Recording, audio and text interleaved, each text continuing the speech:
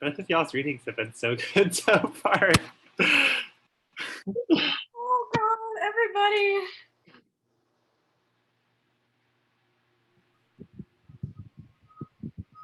I'm gonna tweet this. I'm gonna tweet it right now. I'm gonna just say, hey, by the way, was so sexy. I literally tweeted about it just now. Like, hey, we're gonna restart soon, like, or we'll be back up. Talking about fucking. So Too horny. Really. People are demanding Zoom info. Okay, yeah, let me, would y'all feel comfortable just posting the Zoom link as well? That's fine. Fine by me, yeah. Yeah, let me get the Zoom link. Lord. Okay. Wow, this is impressive. Oh. This has literally never happened at any online reading I've been a part of. This is the kind of that's ever happened to me, low-key. Okay,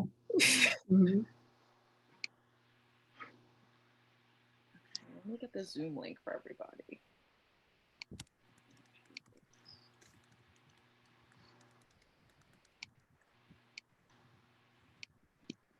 All right. There's a YouTube video that's going again. I'm going to. Are we allowed to get the Zoom link? Yeah, we can send out the Zoom link as well. Okay. I'll just let me go into. Yeah, I'm not gonna publicly post the Zoom link. Like, if folks want to like send it to people. Yeah, I'm sending it to individual people. Okay. Gotcha. Yeah. That's probably safer. I don't think I should send it to the weirdos. Yeah. Also, like, every time I don't know, there's just people, I got doxxed like a few years ago, and so every time like anything with my name comes up, there's an immediate like troll response. Like, it's nuts. So I'm not gonna post a Zoom link. Like, let's not. I had white supremacists playing on my phone, so like straight up playing on my phone. They called me for like a year. So yeah, we're not gonna do that. Yeah. Who else are we messaging?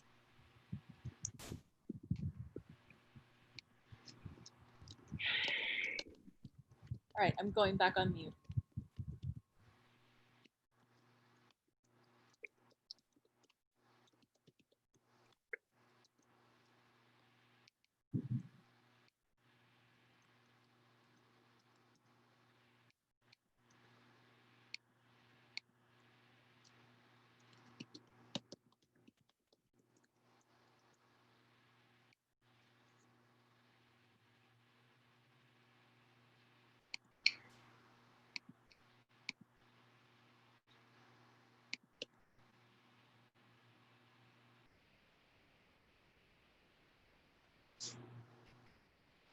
All right, so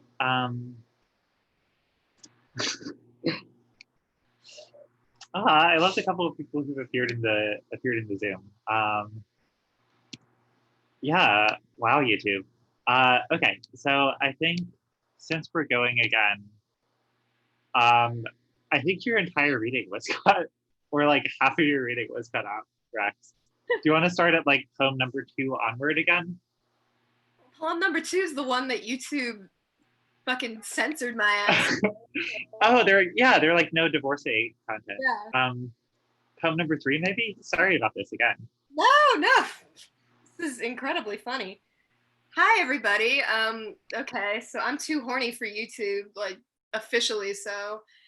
I'm going to start reading the poem after the one that they removed the video for, which is even hornier. So here we go. A poem I posted on my Instagram story, hoping a particular man would see, and he did see, and he said it was hot. Desire is a 4-letter word, somewhere between eros and spit in my mouth. I have fucked and fucked again my most distractible muscles. Coming feels like taking work home with me. Yesterday, I remembered a steak I loved, red, wet, etc. Butter in my mouth, etc. The grain rigid as death, etc. etc. Okay, moving on. This is called Post Wanting. It is also kind of horny. Are they all horny from here on out? No, some of them are sad. Okay. Post Wanting, horny. Spring again. Jesus Christ. Everything should be fucking but isn't. Pink should flow into faces but isn't. This is the spring when I tire of myself and my rootless tree trunk gasping for water. Yes, for the last fucking time I want you, but so what? Better to be post-wanting and outgrow my need like a fontanelle ceiling.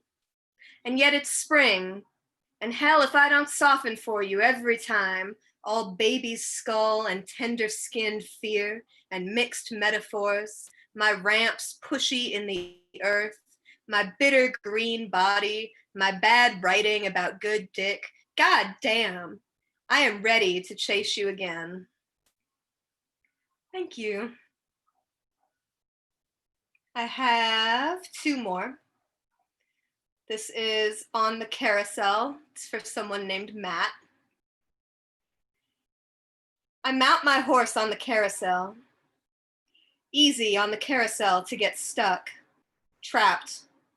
The thing is gentle. The music wheedles. On the carousel, what I see loops, circles around me, or no, sorry, I'm what loops. Easy to forget the way of things on the carousel. I see the same people every loop, the same trees and kids and rides, boring. On the carousel, though, the dull is perfected, as cozy as freezing to death here on the carousel. I pass you again. Oh, say it, Brax, you idiot. Yes, I am on the carousel, and you are off. My horse plods your way off beat each time, thinking, really stupid, him again. Thanks, motorcycle. All right, I got one more, y'all. This one is about my dad, who died 2 years ago. And I'm just as fucked up and sad about it now as I was 2 years ago, because I don't have like emotional maturity or whatever. That's not something that is available to me. Anthony Bourdain died just after my father, and now nobody is left who can teach me steak. The cook time is evolving. The time is constantly evolving. Do not fucking touch it. Skin like the buckling of old grass. No food isn't a poem. Pepper and the chili shell. Broken beans.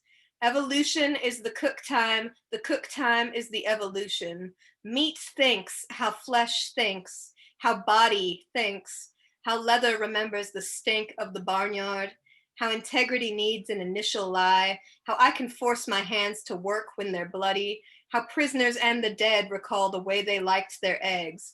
Please, grab the world and never ungrab it. Please, slice into steak too fast and turn the whole world red. Do not fucking touch it, and I never did. Touch me, and I'll touch back. One day, a man I loved was muck and clay. The brain is a devastating accident. Nobody ever had a mind too fine to feed buzzards and worms. Meat can be so live it doesn't get cooked. Tonight I dine on kid skin and calflings. No, I haven't fucking touched it. Thank you.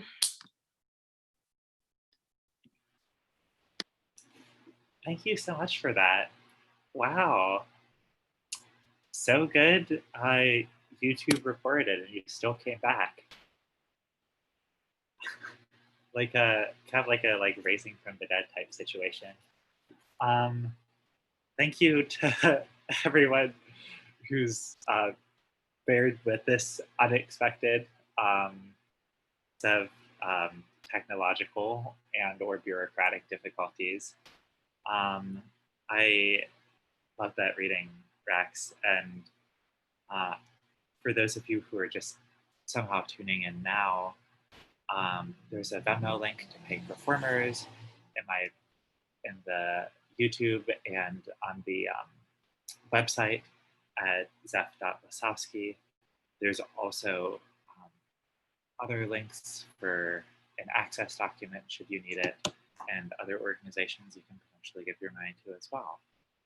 That said, we're at the halfway point and we have 2 writers left who I'm so excited to introduce. Coming up next is Joselia Hughes, who born in 1988. Whoops, this is not the correct bio actually. Let me grab yours, Joselia. I'm so excited to hear Joselia read, by the way. Like, wow. She does the work. She's a writer and allodisciplinary craftswoman living in the Bronx. She's disabled. As of late, she's been attending to the finalizing details of her first full-length book of no poems. If you'd like to publish that book, please seek her out. Given the many scales of negligence, maybe you'll see her in person in the year of our Audre Lorde, 2022. Please join me in welcoming Joselia. Hi, everyone. I'm really excited to be here with you all. I'm really excited that our shit got shut down, they listen. So we got to pay attention to that. So I'm going to be reading one piece. It's the last piece in my full-length book that I am finishing up right now. And I have always judged books on the quality of their last line. Every time I read a book, I read the last line first. So we're going to read the short story called On Choosing a Neighborhood. I have an indexing system for all of my work. So this piece is atomic number 4, and it's a beryllium. So everything has it corresponds with the periodic table of elements. Okay, so this is On Choosing a Neighborhood. Death says, "I'll be there when I am." I place the receiver on the hook without saying goodbye. I'm not thrilled about this. I wash the tableware by hand and have the dishes in the warmer. I won't remove them until the last possible moment so the food warms the plate and the plate warms the food. I have too many settings in preparation and not all for use. Sometimes death hasn't the slightest consideration for my wants. This isn't the first time they've called right before serving to say they won't show up. I have to remember death is not a want, but a condition. The others, hope, birth, faith, power, grace, yes, the whole lot will arrive soon, as they tend to travel grouped together, or so the other neighbors say. My dress is starched and ironed. The pleats of its skirt make a charming fan. My nails are buffed and painted matte yellow. My shoes are operant and polished.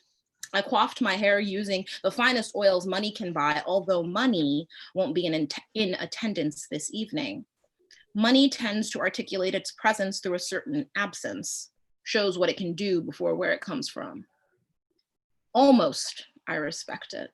Almost, I understand. Money is a paper body prone to being grabbed and torn and stolen. Its body is a very fragile thing. Traveling, even grouped together, may prove too dangerous for it. I unconcern myself with the things I cannot control and concern myself with the things I can. The sweetness of the stoop starter, the order of songs I will play during the evening, the temperature of my home, the caliber of questions I will ask. The situation isn't as strange as it seems. I won't bore you with the details of event planning, but I will say I moved to this neighborhood anticipating receiving answers. I once lived in the neighborhood of organized religion, where one could consult the gods, but the gods were vaporous and too many of their adherents insisted on showing up to dinner in the gods' place. While I have always had enough food to share, I don't always have the patience to share it. I don't call myself a good person, which has been quite helpful in alleviating the unnecessary overcuriosity in and of one's capacity for shortcomings. The neighborhood of the gods, generally green, temperate, and pleasant, opened too many avenues for people to speak definitively on why without much evidence of how beyond dogma. Why is a barren tree if a soaker hose of How isn't used to water it? So I moved here, the neighborhood of How. The neighbors are as curious as the weather. The weather happens as a riddle, and we figure it out. The weather report is a list of conditions devoid of the approval or disapproval of the person delivering them. In a different universe, listing conditions would be called facts. But here, we call them rounds of happening. The neighborhood of How is subject to a lot of difference: fur hats and stockingless legs on blustery evenings, goose down parkas and bikinis, and long sleeve shirts on high humidity mornings. And the difference is well tolerated because all persons in the neighborhood of How have relinquished rights to punishment by judgment and simply do as they see fit in their understanding of How. The journey to this neighborhood wasn't easy. I lived in many other places: the neighborhood of what, absolute yes, impenetrable no, and because. Because was my least favorite, constantly on fire with no directions or desires to draw the fires tame. I took a great deal of time to reach the clarity of mind needed to agree upon the stipulations of living here. When signing my lease, I had to relinquish knowledge and accept persistence to explore. I'd always wanted to live here, but cared too much about knowing to be ready. I spent a lot of time knowing in fixed, half-decorated houses as incomplete as the neighborhoods themselves. But now I ask how, and my home is decorated with all the movables I need, movables I can experience. At 5:30, the doorbell rings. I pinch a pleat to remind myself of its stiffness, to remind myself this is happening, and I am ready to serve the guests who have often served me. I don't look through the peephole, compose my face with my hand, holding my fingers splayed, then drawing them together over my eyes and mouth, and place my hand on the knob. Be as you are, I whisper. I open the door and across the threshold are my colorful guests. Although they're more auras than bodies, many have hands and feet. Come in, make yourselves welcome. I step aside. They pass through the door and glide to the dining room. Their hunger is direct. The square table set for 8, the auras take their places behind the chairs and wait. Hope pairs with love, birth pairs with faith, power with grace, and I with alone, not a conditional guest, but a long-term cached resident of every house I've lived in. I go to the kitchen and remove the dinner plates, so warm to the touch I giggle. Grace, a purple aura with 3 hands, and power, a clear aura with 2 feet and a staff, join me and say in unison, need help? I turn to them and wonder why I didn't ask for help. A significant part of learning how is learning how to phrase, which really means learning how to identify the distance of vulnerabilities. Does vulnerability inhabit the length of a slip? A fall exposing dishes now shatter as surrogate panels of care gifted to you by someone who no longer can live in neighborhoods like these. What's the distance of loss? Yes, I do need help. May you help me. Power touches its staff to my leg, and I feel forgiveness rush into the house, embrace me kindly, and barrel through the unopened back door. Grace grabs the plates from my arms and floats back to the dining room. I exhale. I return to the dining room carrying a silver tray with the soup starter. The guests are seated. While only birth has a mouth, I sense they are all smiling, and I smile too. Love, a mammoth green aura that speaks in song, asks, do you want to serve dinner, or should we serve ourselves? I settle in my chair. A scroll of worry unfurls in the wrinkles on my forehead, and I pause, mouth open but unmoving. Hope, the body of the bunch, is Lilliputian and sturdy with the head of a cyclops, the rest of its body covered with pairs of eyes. We will believe no less of you if we are to serve ourselves. We are more than what we make and take. We are what we can do and give. Hope speaks through a series of blanks that writes words in the air for us all. Birth and faith conjoined and contrasting pinkish auras say, leave it to hope to put on a flickering light show for every little thing love does. We all laugh, and the scroll of worry wraps itself up. I soften my eyes and say, yes, among friends, we serve ourselves and each other. The guests radiate joy, a hovering light that switches on when laughter is thick, and the house is full with warm candor. The pleats of my dress lose their shape, a fan now a curtain. My hair frizzes out of its prescribed style, and my head reveals its crown, a thick black bush of pen spring coils. Dinner lasts for many hours. Birth and Faith chat the most. Faith speculates the plausibility of inconceivable phenomena. Birth travels between dimensions of space and time to bring the inconceivable into being. Between the second and third courses, a bleeding baby goat in a sequin jacket meanders into the dining room, all because Faith suggested it would be funny. Power agreed by striking down its staff, and Birth opened its mouth to expectorate it. Grace asks questions like, how do you bring about peace? And Power asks questions like, whose peace? Where do they live? Do you know if they even want to be here with us? Power doesn't know who anyone is and asks for people to identify themselves first. I like Grace and Power because they don't rule by force, but persist through inquiry. Hope writes our responses on the ceiling and Love sings them aloud for us to hear again. Love is the most radiant of the bunch, and it is easy to see how the others, myself included, shine through them. After the dessert, the guests ask for a hug. The auras embrace me, and I see nothing but an expansive, thawing darkness. I am not scared or lost. I am together and finding. After the embrace, Love sings, see you soon. We all know how to meet each other now. They all file out. Birth exits last, smiling. I close the door and lean on it. I exhale and realize the questions I end up asking are never the ones founded and plucked from planning. At 11:30, the doorbell rings. I'm in bed, but scramble up, put on my slip shoes and terry cloth housecoat. I tiptoe to the door and peer through the peephole.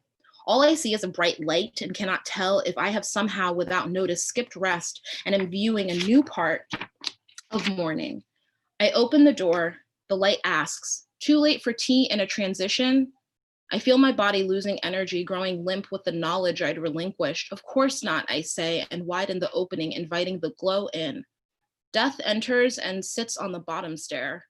I go to the kitchen, set the kettle, and turn the burner on high. Death's effulgence consumes the house. My limbs begin to lose coordination. Do you take honey with your tea? It's passiflora. As the water comes to a boil, the kettle releases a shrill skirl, and Death says yes. I swear to you, Death's voice is no different from a protracted strident chorus of chirps, like adult oscines singing their infant songs before the blue-black of night yellowing into dawn, right after a torrent, and the tree leaves are still heavy and dripping wet. Thank you. Joselia, thank you so much. Wow. Wow.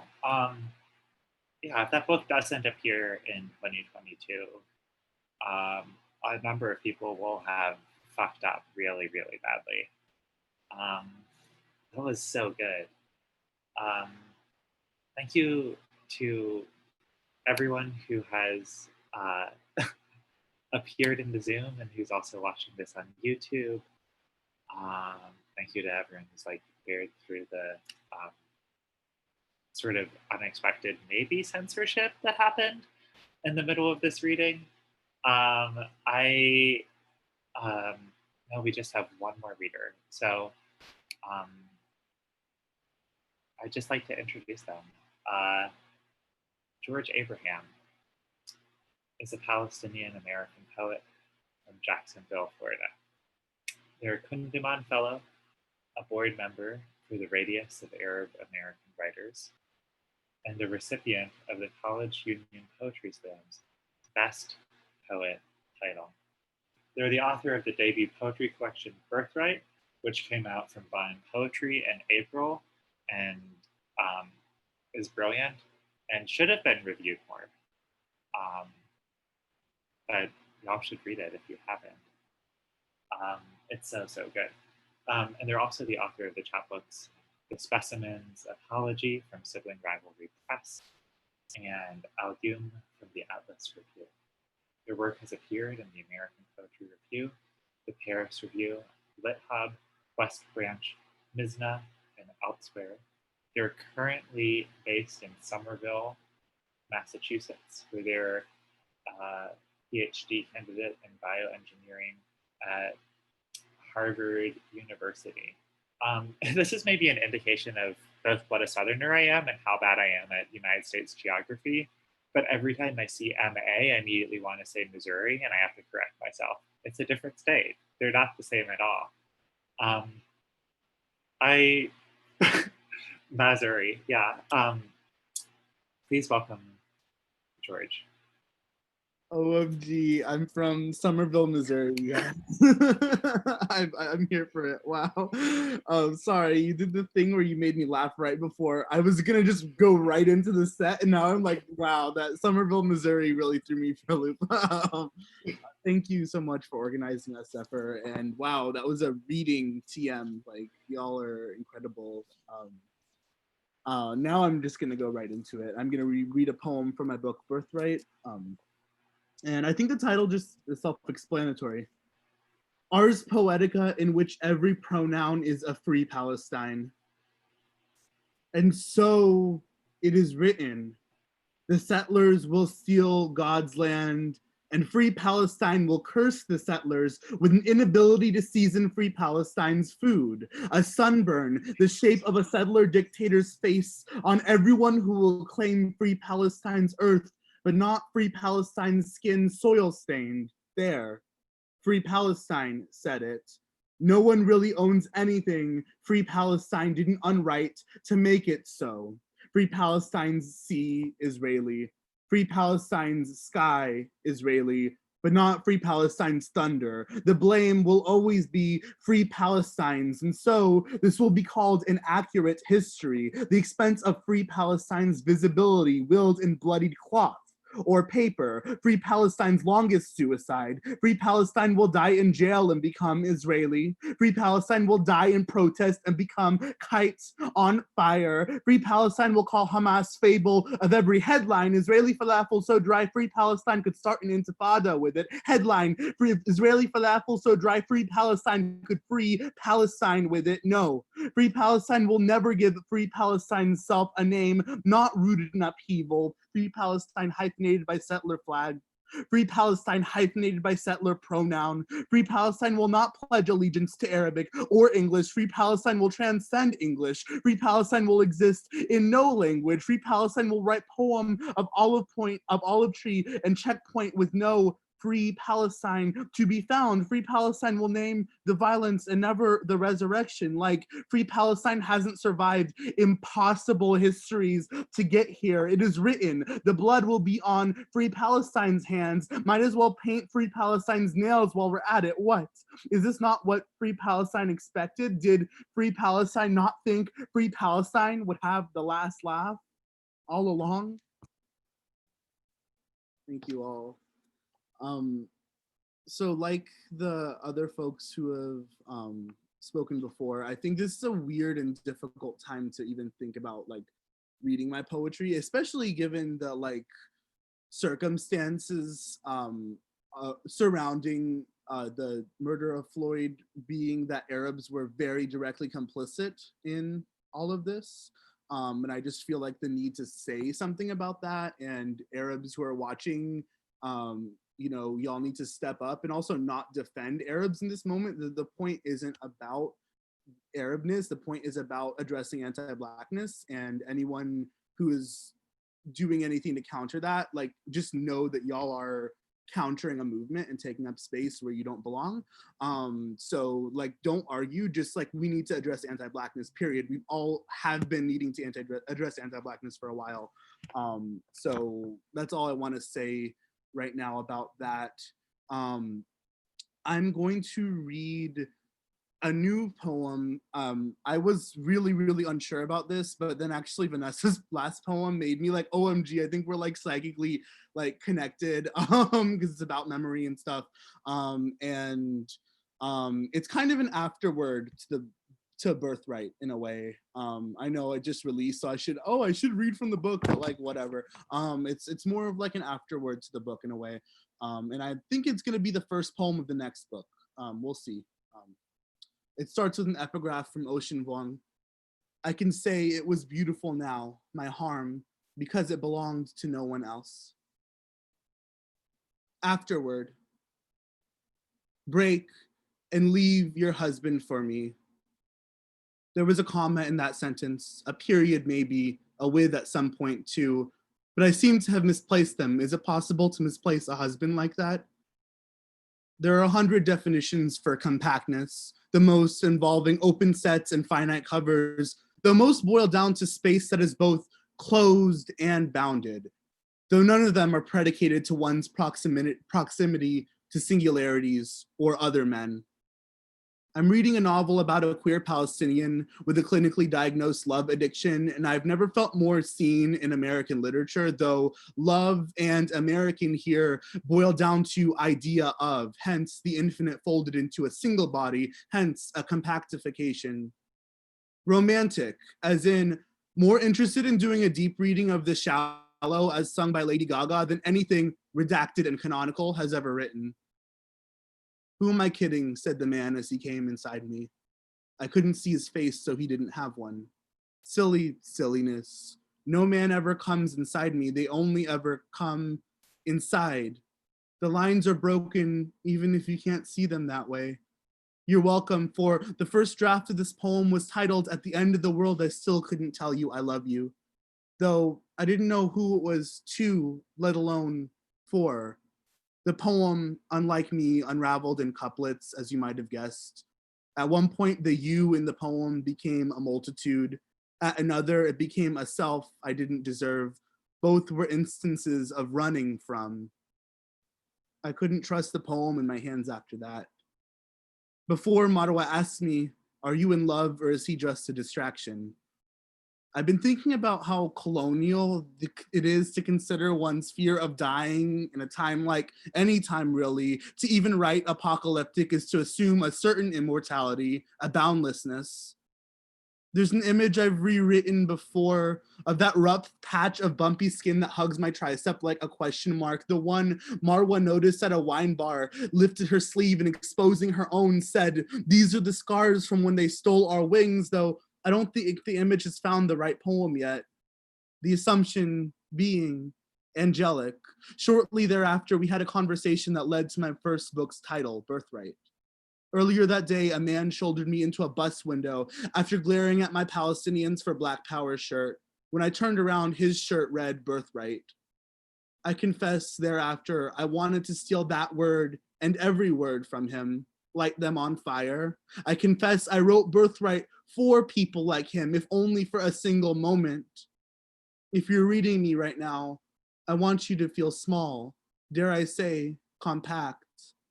Yes, I've considered my skin's betrayal a cloudless example. We can look into the sky and see technically infinite space, yet our memory of it is housed in countable cells. I consider many notions of imagination a kind of compactness in this way.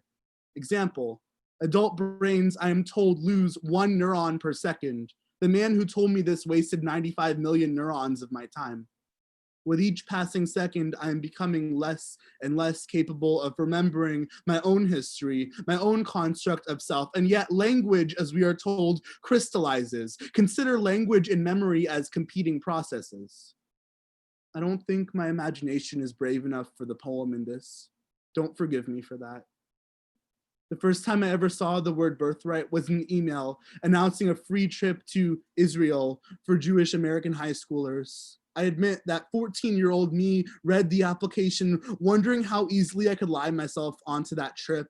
I didn't understand the bounds, the closings imposed on my Palestinianness then. Or maybe I'm writing to reach that exact self, that exact limitless, who knew that to return is to muscle memory. I constantly fantasize about fictionalizing that memory into a story where a Palestinian boy sneaks onto a birthright trip and with his name, his unaccent fools everyone into thinking he belongs there. Though maybe the real tension was in the divergence of self. The boy makes no friends in the story. The boy doesn't fall into a grand Israeli-Palestinian love affair. In every version of the story, the boy leaves the trip after rediscovering his inhumanity and small talk over baba ganoush, tasting less a failure in proportion than the absence of ash. There was food and reiterations of Palestinian and jokes about under-seasoning in the story, and there it became for who the story wasn't for. In this way, it could have almost been mistaken for a diaspora poem, TM. Though I wanted only to write the story for its ending, the boy, running barefoot into the Mediterranean at dusk, whispering back to the waves. You wouldn't believe how far I've come to tell you this. The two of them laughing like friends from a past life before the police lights is. I've returned to the same story again and again. Every time I romanticize the distance between light and pigment, skin and sound, country and memory of. I need memory to be boundless then. More infinite than, don't say border, don't metaphor. I cannot unname the ocean here, and it is almost as unforgivable as a love letter I once wrote ending, isn't living for your country just a slower way to die. Every day is a country I refuse to die for. Aren't you tired of trying to fill that void? Some faggotries are always apocalyptic, even when what others know as world is not disappeared. Somehow a dance, a flight is always. I wonder if years from now, assuming we even get there, someone will look back and write a dissertation on the use of bird metaphors to understand the quote unquote flight of the Palestinian people. Omar says it is so human to leave. And here I consider the opposite of faith as anything but an absence of. Come is the opposite of a promise that I am always, never, someone's lover. Let me try this again. Once there was a wilderness. In mapping, it became a closure. In nation, abounding. In this way, every country is a compactification of self. I told you there was breakage here, even if you could not see it. Consider it a misplaced comma, period, image. I'm trying to reach a you by the end of this, even if it leaves me bending over backwards and kidding myself. Once upon a time, there was the country you left, and there was the country you could return to. Say leave. Call it leaving. Consider the space between those found notions and collapse it into a single wingspan, the way every writing of history is an act of redispossession. Once upon a time, this was all considered a love story. The space between abandonments, a finite, let me try this again. Some notion of world is ending. There's a boy I can only perceive through glass and distance, and I cannot tell him what I can not. I leave him unfinished as a country I cannot abandon. The honesty is as underwhelming as it is compactifying. Gaze into me or gaze into me. The choice is yours. I do not consider myself a multitude or husbanding grief. There's a poem that ends in its own speaker's birth, but I haven't found it yet. There's a poem that swaps every notion of birth and marriage and is okay with living in the brief distraction of its body. Over 1,000 possibilities of self died with this poem. You're welcome to exit, wound. Consider the competing processes, the come and gone. Just leave. I want you to leave me and leave me be. Thank you all so much. Wow, George, oh my fucking God. Isn't living for your country just a slower way to die? Wow. Um, that takes us to the end of the reading. For everyone who's tuned in, thank you so much for watching. Again, if you have any available money, consider donating to Steph-Lasowski on Venmo. It'll all go 100% to readers. And there'll be a pulled together video of this, not bifurcated by clandestine processes.